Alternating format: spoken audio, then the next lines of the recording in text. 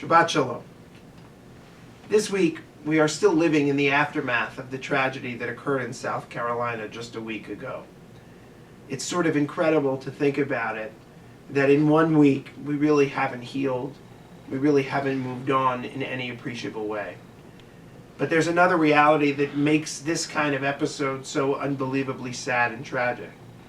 And that is, a few weeks from now, we will forget about it. We will stop talking about it. It won't be a part of our national conscience anymore.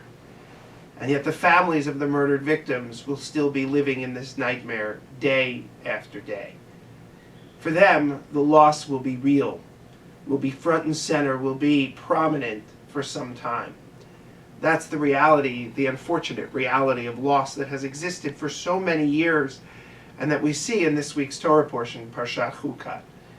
In this week's Torah portion, not only do we read about the death of Miriam, but of Aaron as well. And in each instance, it's abundantly clear that the people are not themselves following the loss of one of their beloved leaders. First, Miriam dies, and the text informs us that the people were without water, almost as though Miriam, their kind of spiritual core, the kind of source of purity for the people, once she was gone, there was no water. And the people complained, and Moses and Aaron don't listen to God, and it's ultimately the source of the punishment that doesn't allow them to go into the land.